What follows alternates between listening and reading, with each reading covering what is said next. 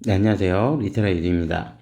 자, 오늘은 2026학년도 대입 준비 대학별 전년 대비 입시 전형 변경 사항에 관련된 이제 동영상으로 앞선 이제 서울대부터 그 연세대부터 시작해서 이제 쭉 그 서울 과기대까지 한번 살펴봤었고요. 오늘은 이제 서울의 이제 또 다른 주요 대학인 세종대, 광운대, 상명대, 그다음에 명지대 이 네 개 학교에 관련된 변경 사항들에 대해서 살펴보도록 하겠습니다.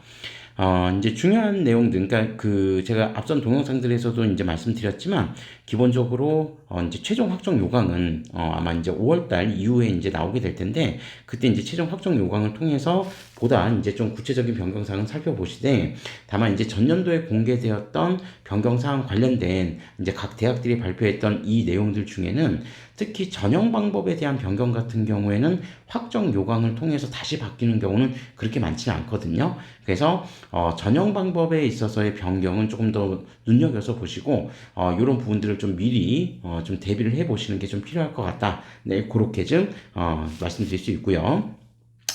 그리고 이제 저희가 지금 살펴보는 이 자료들은 그 자료 출처가 대기업에서 운영하는 대학 어디가라고 하는 사이트에 공개되어 있는 자료를 토대로 제가 학교를 좀 인위적으로 좀 편집을 했습니다. 순서를 좀 편집을 했고요. 가나다 순이 아니라 이제 주요 대학 순으로 이제 좀 편집을 했고, 그 다음에 이제 자료를 옮겨오는 과정에서 제가 이제 누락한 부분이 있을 수도 있는데 뭐 그런 부분들이나 오타가 있는 부분들은 제가 바로바로 확인을 해보면서 좀 수정하면서 갈 테니까 그 부분들 좀 참고해서 좀 바라봐 주시면 되겠습니다. 자, 그러면 지금부터 세종대 2026학년도 세종대 변경사항부터 살펴보도록 하겠습니다. 자, 세종대학교 같은 경우는 수시하고 정시에서 모두 여러 가지 좀 변동이 좀 있는데요. 자, 우선 신설된 전형이 있습니다. 뭐 제가 예체능 쪽은 이제 뭐 잘 모르기 때문에 실제로 이제 이게 신설이 됐는지 여부는 지금 제가 따져보진 않았는데 일단 이제 대기업에서 공개했던 자료에는 네, 회화과, 패션 디자인, 음악, 무용, 영화예술학과 같은 경우 이제 수능 일반 정시 전형이죠. 정시 전형에서 이제 새롭게 선발을 하고 이 학과들 같은 경우에 이제 평가 방법, 모집 방법 같은 경우가 뭐 수능 50, 그다음에 실기 30, 교과 20 이렇게 반영한다고 하니까 이 부분들을 한번 좀 참고해 보시면 되겠습니다. 자, 그러면 어쨌든 이제 뭐 예체능을 제외한 이제 일반 다른 이제 모집 단위 그리고 전형 방법에 대한 변경을 바로 이어서 좀 살펴보면 2026학년도 같은 경우 학생부 종합 전형이죠. 즉 세종 창의 인재 면접형 전형 같은 경우는 일부 좀 모집 방법에 있어서 변경이 좀 있습니다.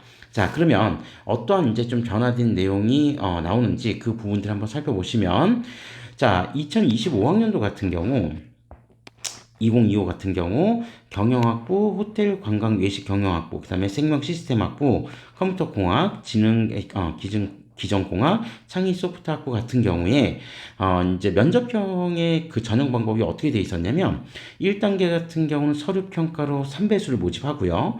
그다음에 2단계에서는 1단계 서류 평가 70과 면접 30%를 합산해서 최종 합격자를 선발했고 여기 기재되어 있는 이 학부들을 제외한 경영학부부터 창의 소프트학부까지 기재되어 있는 이 학부를 제외한 나머지 모집 단위 같은 경우는 1단계에서 4배수를 모집을 했었고요. 3배수가 아닌 4배수를 모집했고 2단계는 동일하게 1단계 서류 70과 면접 30%, 요 두 개를 합산해서 최종 합격자를 선발했었습니다.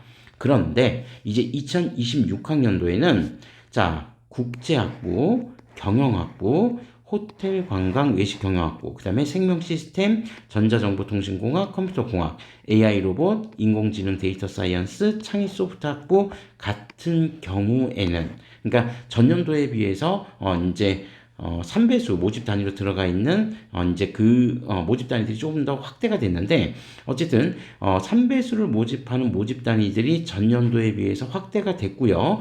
그 학부들 같은 경우에는 지금 체크했던 요 학부들이라는 점 꼭 좀 눈여겨서 보실 필요가 있습니다. 4배수가 아니라 그러니까 전년도의 일부는 4배수 1단계에서 4배수를 모집했던 모집 단위들이 있었는데 그 모집 단위들 일부가 이제 1단계에서 3배수를 모집한다.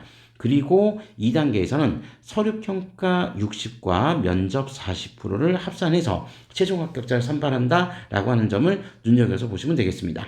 자, 그러면 이 학부들을 제외한 나머지 모집 단위 같은 경우는 전년도하고 동일하게 1단계에서 4배수를 모집하는데 2단계 평가 방법이 1단계 60, 그 다음에 면접 40% 합산해서 최종 합격자를 선발한다는 거죠.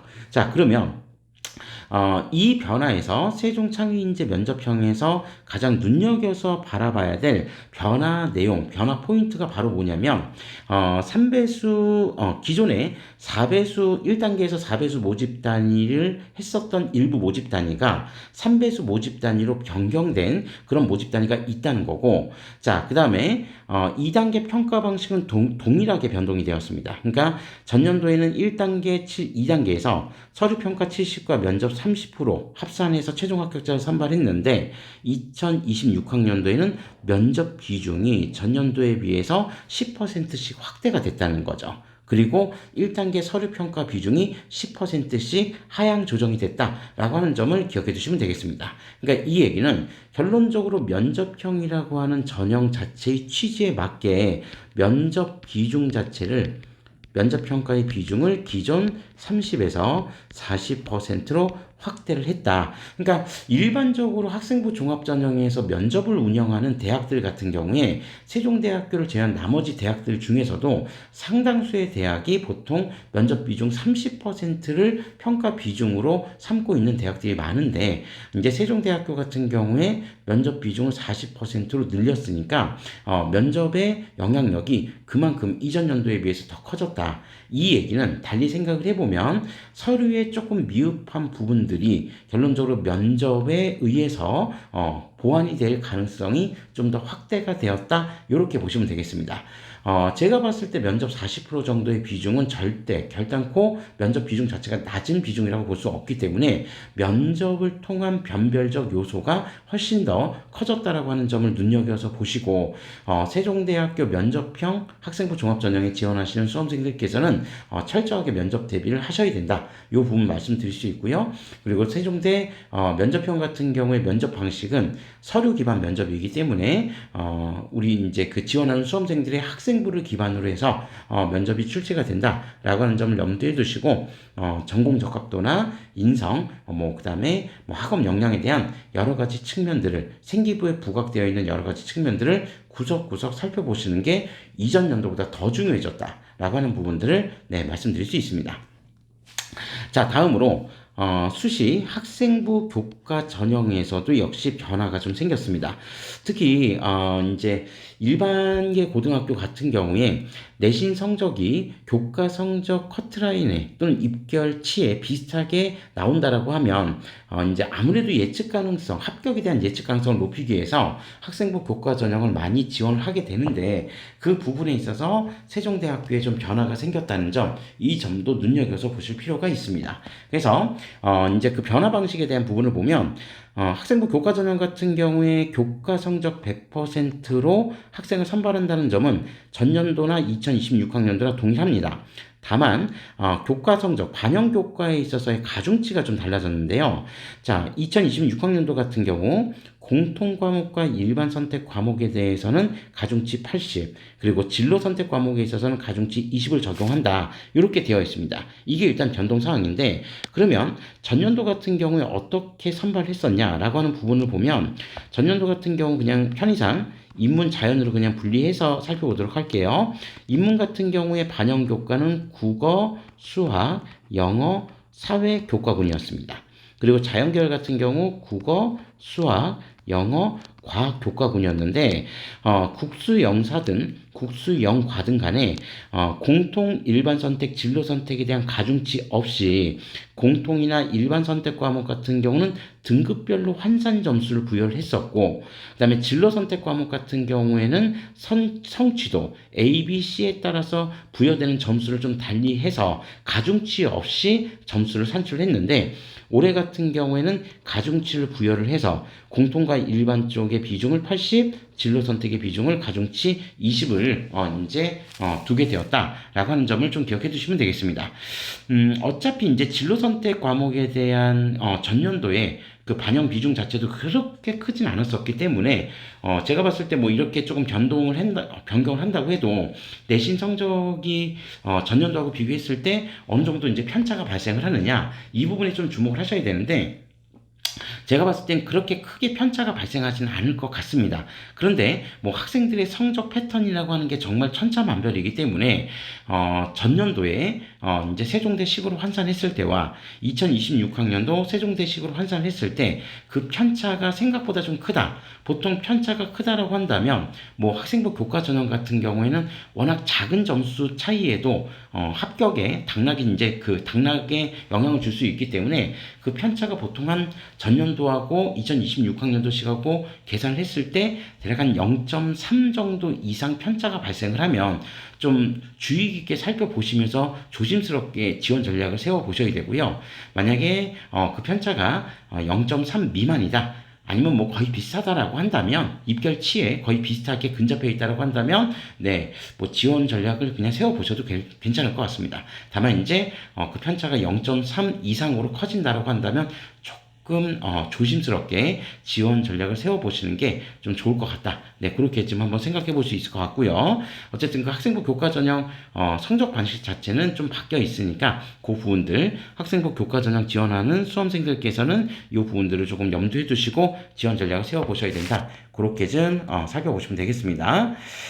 자, 다음으로 이제 수능 반영, 즉 정시 전형이죠. 정시 전형 같은 경우에도 일부 좀 변경이 있습니다. 특히 뭐 인문 쪽 같은 경우의 변화보다는 자연계열 쪽에서의 변화가 좀 크게 나타났는데, 자, 그러면 어떤 변화가 좀 나타났는지 한번 살펴보면요. 전반적으로 이제 큰 틀에서는 자연계열 같은 경우 작년도, 그러니까 2025학년도 같은 경우에 수학, 기하나 미적을 선택했을 때의 가산점, 그 다음에 탐구에서 과탐을 선택했을 때의 가산점에 대한 부분이 있었는데, 이 비중이 조금 변동이 좀 있습니다. 그래서 우리 이제 칸을 두 가지로 좀 나눠서 살펴보면, 위쪽은 지금 수학에 대한 가산점 변화고요. 아래쪽 같은 경우는 과탐 선택 시에서 가산점의 변동이 좀 일부 모집단이 있다. 그렇게 좀 보시면 되겠습니다. 자, 그러면 한번 비교해서 살펴보면 전년도 같은 경우 2025학년도 같은 경우에 수학에서 기하나 미적을 선택했을 때 5%의 가산점을 부여했던 모집단은 자연과학대학 밖에 없었습니다. 그런데 2026학년도 정시 전형에서는 자연과학대학뿐만 아니라 생명과학대학과 자연생명계열 같은 경우에도 수학 반영 점수의 5%를 가산한다라고 하는 점을 좀 눈여겨서 보실 필요가 있겠죠. 자, 그래서 이제 새롭게 5% 가산점이 추가되는 모집 단위들이 이제 발생을 했다라고 하는 점. 그래서 생명과학대학과 자연생명과학 계열이 그렇고요. 생명과학대학 같은 경우 전년도에는 사실 3%의 가산점밖에 부여를 안 했는데 따지고 보면 2026학년도에는 전년도보다 가산 비중이 좀 더 커졌다. 그렇게 보시면 되겠죠. 자, 그리고 다시 전년도 같은 경우 3%, 자, 수학, 기하나 미적을 선택했을 때 3%의 가산점을 부여했던 모집 단위들이 있었습니다. 그 모집 단위가 생명과학대학과 인공지능융합대학, 공과대학 같은 경우가 바로 기하, 미적을 선택했을 때 3%의 가산점을 부여를 했었는데, 2026학년도에는 인공지능융합대학뿐만 아니라 인공지능융합대학과 공과대학뿐만 아니라 IT 계열과 공과 계열 모집 단위에서도 수학, 기하나 미적을 선택했을 때 반영 점수의 3%를 가산한다라고 하는 점을 역시 눈여겨서 보시면 될 것 같습니다. 그러니까 특히나 뭐 IT 계열과 공과 계열 지원을 염두에 두고 있는 수험생들 같은 경우는 수학에 대한 어떤 가중치가 좀 더 높아져 있는 상황이기 때문에 이 부분들 충분히 염두에 두시고 수학 점수를 좀 더 끌어올리시는데 이제 좀 초점을 맞추셔야겠다. 네, 이런 부분들 좀 말씀드릴 수 있고요. 그 다음에 창의소프트학부, 그 다음에 국방시스템공학, 우주항공 드론공학, 항공시스템공학 전공 같은 경우는 가산점이 없다. 이 부분은 전년도도 그랬고 2026학년도에도 역시 마찬가지다 라고 하는 점을 참고해 보시면 되겠습니다. 자, 그러면 이렇게 변동된 모집 단위는 수학 가산점만 변화한 게 아니라 과탐에 대한 가산점도 변화가 됐습니다. 그러니까 과탐 같은 경우에도 과목당 5%의 가산점을 부여했었던 거 전년도에 자연과학대학 밖에 없었는데 2026학년도에는 앞서 수학 5% 가산점을 부여했던 생명과학대학과 자연생명 계열에도 과탐 한 과목당 5%의 가산점을 부여를 하고요. 자, 그 다음에 전년도 과탐 한 과목당 3%의 가산점을 부여했던 모집단위 생명과학대학과 인공지능 공과대학이었는데 26학년도에는 자, 인공지능융합대학과 공과대학뿐만 아니라 IT 계열과 공과 계열, 앞서 이제 우리 수학에서도 봤었죠. 이 계열 같은 경우에도 과탐 한 과목당 3%의 가산점을 부여한다라고 하는 점을 눈여겨서 보실 필요가 있습니다. 그러니까 수학 가산에 대한 변경, 그 다음에 과탐 가산에 대한 변경, 새롭게 추가된 모집 단위들이 있다는 것을 좀 염두에 두시고, 그럼 그 새롭게 추가된 모집 단위가 뭐 살펴보면 아예 새롭게 이제 추가된 건 자연생명 계열, IT 계열, 공과 계열이 되는 거고, 그 다음에 생명과학대학 같은 경우에는 기존 3%에서 5%로 가산 영역이 확대가 되었다. 네, 요렇게 정리해 보시면 되겠습니다. 자, 그리고 창의소프트학부, 국방시스템, 그 다음에 우주항공드론, 항공시스템공학 전공 같은 경우는 과탐에서도 가산점을 별도로 적용하지는 않는다라고 하는 부분이니까 이 부분은 전년도하고 동일하다라고 하는 거를 살펴보시면 되겠습니다. 자, 그리고 자유전공 같은 경우 전년도에 이제 223명을 모집했는데 올해 같은 경우 아직 모집 인원 자체는 이제 뭐 최종적으로 아직은 확정은 안 됐나 봅니다. 그래서 모집 단위 같은 경우, 모집 인원 같은 경우, 모집 단위별 모집 인원은 제가 앞선 다른 동영상들에서도 말씀드렸지만 뭐 이제 전년도에 나왔던 계획안을 통해서 확인하지 마시고 5월 이후에 올해 5월 이후에 나오는 각 대학별 최종 확정 요강을 통해서 네, 이제 최종 모집 인원을 확인해 보시는 게 가장 정확합니다. 그래서 이 부분들은 추후에 모집 인원이 나왔을 때 그때 확인하시는 걸로 하고 상명대학교 2026학년도 세종대학교 기본적인 변경사항은 이 정도로 마무리하고요. 저희는 바로 이어서 광운대 이제 변경사항에 관련된 부분들을 살펴보도록 하겠습니다. 자, 광운대 같은 경우 이거 뭐 제가 자료 편집하면서 제가 잘못 옮겼는지 어떤지는 잘 모르겠는데 2026학년도에 지금 신설이라고 해서 자율전공학부 지금 신설이라고 돼 있는데 뭐 아시겠지만 자율전공학부 신설은 이미 전년도에 2025학년도에도 자율전공학부는 네, 이제 모집을 했었습니다. 자율전공 같은 경우 네, 요때도 이제 모집을 했었는데 뭐 이제 어쨌든 자율전공이 뭐 전년도에 신설이 되고 나서 이제 올해 같은 경우에도 그 기조를 뭐 유지한다라고 하는 차원에서 그냥 좀 이해해 주시면 되지 않을까 그렇게 생각을 하고요.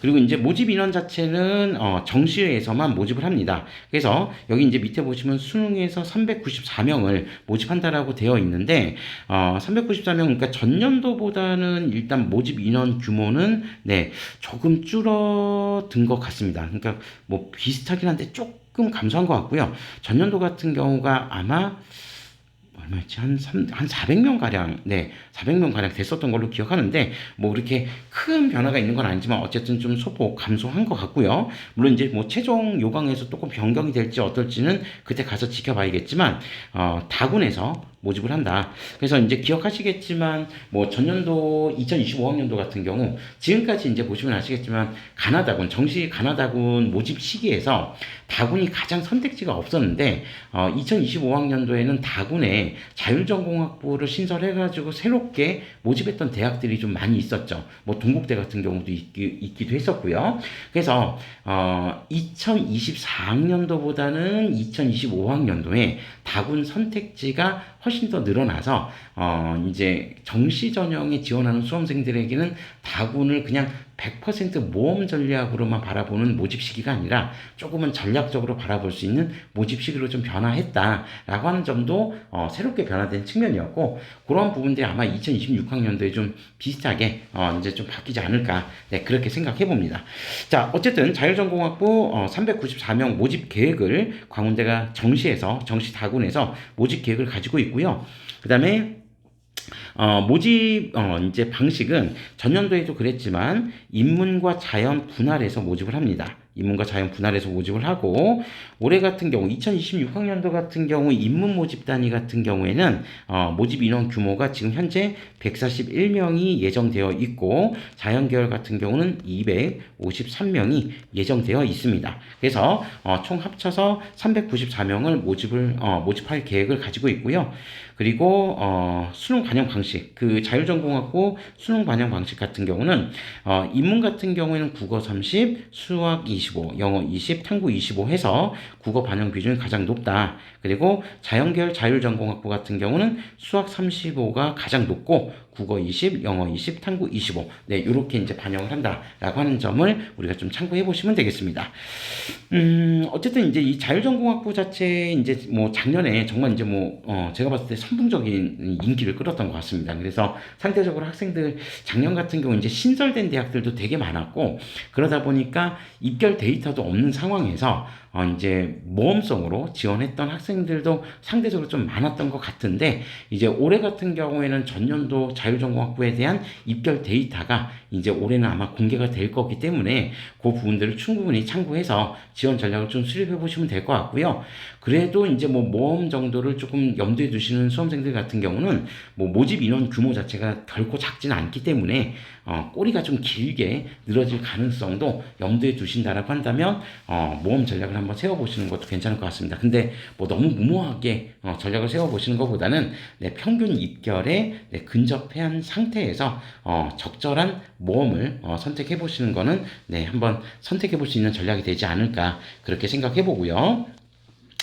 자, 그 다음에 이제 전형 방법에서의 일부 모집 단위 이제 전형 방법에서의 모집 단위별 이제 그 변경 사항을 좀 한번 살펴보면요.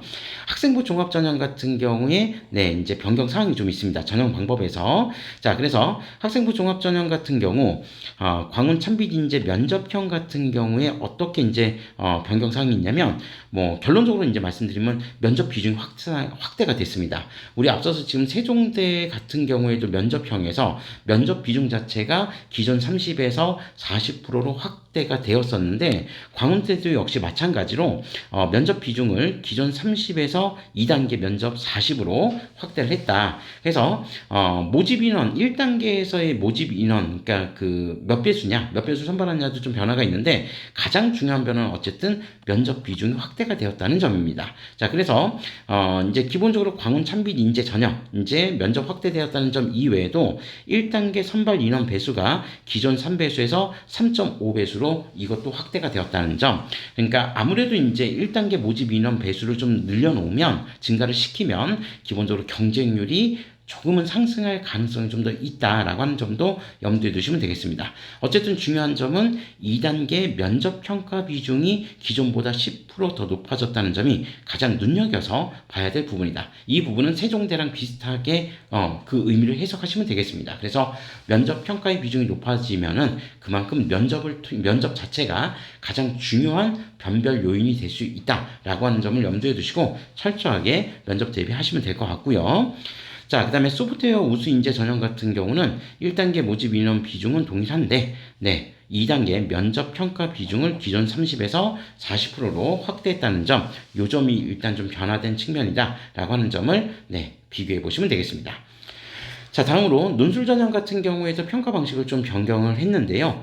기존 같은 경우는 논술 70과 그 다음에 학생부 교과 성적 30% 합산해서 최종 합격자를 선발했는데, 2026학년도에는 논술 비중을 10%더 확대를 해서 논술 80과 학생부 성적 20% 합산해서 최종 합격자를 선발한다. 그래서 논술의 비중이 더 커졌다는 점을 눈여겨서 보실 필요가 있습니다. 전체적인 모집 단위별 모집 인원에 대한 변동은 최종 확정 요강을 통해서 확인해 보시면 되겠다. 요 점 말씀드리면서 2026학년도 광운대 변경 사항은 요 정도로 정리하겠습니다. 자, 다음으로 명지대와 상명대 이어서 살펴보도록 하겠습니다. 명지대랑 상명대 같은 경우는 전체적인 변화 자체는 그렇게 많지 않았던 것 같습니다. 그러니까 예체능 계열 같은 경우에는 실기나 어떤 평가 방식에 대한 일부 변경이 좀 있는 것 같긴 한데, 예체능 계열을 제가 이제 앞서 제가 이제 올렸던 동영상들 보면 이제 예체능 계열 같은 경우는 제가 뭐 정확한 정보를 잘 모르기 때문에 그 부분들은 따로 다루지는 않는다라고 말씀을 드렸고, 그래서 그 예체능 계열을 제외한 일반 모집 단위들을 중심으로 해서 좀 살펴보면 명지대랑 상명대는 그렇게 변화한 내용 자체가 그렇게 아주 많았던 것 같지는 않습니다. 자, 그래서 명지대부터 일단 먼저 살펴보면 명지대 같은 경우는 수시 전형, 자 문해 창작과죠. 창작학과 같은 경우에 기존까지는 실기 실적 전형을 해서 이제 별도의 전형으로 이제 모집을 했었는데 2026학년도에는 이제 학생부 종합 전형으로 이제 편입을 시켜서 이제 모집 단위에 대한 어떤 이제 그 전형 명칭을 좀 변경을 했다. 네, 요 부분들이 변경 사항으로 나와 있는 내용이었고요. 이 이외에는 아마 예체능 그 모집 단위들 같은 경우에만 일부 변경 사항이 있었던 것 같습니다. 그래서 이 부분은 크게 이제 뭐 신경 쓰지 않으셔도 될 것 같고, 자, 바로 이어서 그냥 상명대로 넘어가도록 하겠습니다. 자, 상명대 같은 경우에 이게 기본적으로 이제 어떤 이제 좀 변화들이 있는지 그 내용들을 한번 좀 살펴보면요. 네, 가장 중요한 변화가 이제 학생부 교과 전형에서의 변화가 가장 좀 눈여겨서 볼 필요가 있다라고 하는 겁니다. 그래서 학생부 교과 고교 추천 전형 같은 경우에 두 가지의 이제 좀 변화가 있는데, 우선 이제 뭐 아시겠지만 학생부 교과 전형 같은 경우에는 각 대학별로 운영하는 방식이 조금씩 달라서 고교별 추천 인원 그 제한을 걸어놓는 대학들도 있고 그렇지 않은 대학들도 있는데, 상명대 같은 경우는 전년도 같은 경우에 추천 인원 제한을 고교별 10명으로 제한을 뒀었죠. 근데 2026학년도 같은 경우는 고교별 추천 인원 제한을 없앴고요. 그 다음에 전년도에 수능 최저학력 기준을 적용했었습니다. 그래서 2합 7등급, 그러니까 국수 영탐 중 2합 7등급이었는데 이 기준 역시 올해는 이제 적용하지 않습니다. 그러니까 수능 최저학력 기준을 폐지했다라고 하는 점들을 생각해 보시면 되겠죠. 그러면 이제 당장 수능 최저학력 기준을 폐지했으니까 이제 기본적으로 입결 자체는 조금 더 상승할 가능성을 이제 남겨놓았다라고 하는 점들을 이제 충분히 고려해서 상명대 교과 전형을 지원하시는 수험생들 같은 경우는 단순히 전년도 입결만 가지고 판단하시기보다는 수능 최저학력 기준이 없어진 만큼 이 부분들을 충분히 고려해서 좀 지원 전략을 세워보시는 게 좋을 것 같습니다. 그리고 고교별 추천 인원 제한은 일단 없어졌기 때문에 기본적으로 경쟁률이 상승할 가능성은 좀 있는데, 제가 볼 때 뭐 극단적으로 많이 상승할 것 같지는 않습니다. 근데 뭐 일부 상승에 대한 여력은 또 추천 인원 제한을 폐지함으로써 좀 남겨놓았다라고 하는 점들을 염두에 두시면 될 것 같고요. 자, 그 다음에 이거는 뭐 제가 칸을 좀 잘못 쓴 것 같습니다. 그러니까 신설된 모집 단위가 있는데 소프트웨어 융합 학부, 지능, 뭐 사물 인터넷 융합 전공 같은 경우는 2026학년도에 신설이 되었다라고 하는 건데 제가 칸을 좀 잘못 옮겨서 여기 2025학년도에다가 적어놨던 것 같습니다. 그래서 이 부분 좀 옮겨서 2026학년도에 신설된 전형이다, 신설된 모집단이다 라고 하는 거를 좀 참고해 주시면 될 것 같고요. 그 다음에 이제 그 나머지 그 미발표 심의 중이라고 해서 이제 자유전공 모집단위 인원들 같은 경우는 이제 최종 확정이 안 된 것 같습니다. 근데 뭐 제가 앞선 대학들 다 말씀드렸지만 이제 계속 반복되는 얘기지만 어차피 자유전공 계열이 아니어도 다른 모집단위들의 최종 모집 인원은 5월 이후에 나오는 최종 확정 요강을 통해서 확인해 보시는 게 가장 정확하니까 그때 가서 확인하시는 걸로 살펴보시면 되겠습니다.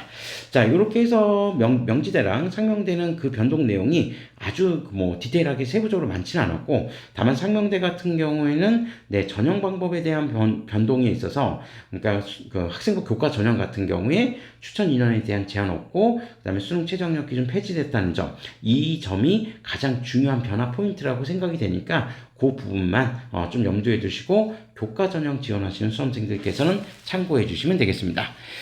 이상으로 해서 이제 서울 주요 대학들 관련된 이제 그 전형 변경 내용들은 이 정도로 좀 마무리하고요. 저희는 다음 영상에서는 이제 여대를 중심으로 해서 그러니까 뭐 이화여대부터 시작해서 숙명여대, 성진여대 그렇게 해서 총 6개 여대들 전형 변경 내용들이 어떤 내용들이 있는지 한 번에 이제 좀 몰아쳐서 살펴보는 그런 영상을 올리도록 하겠습니다.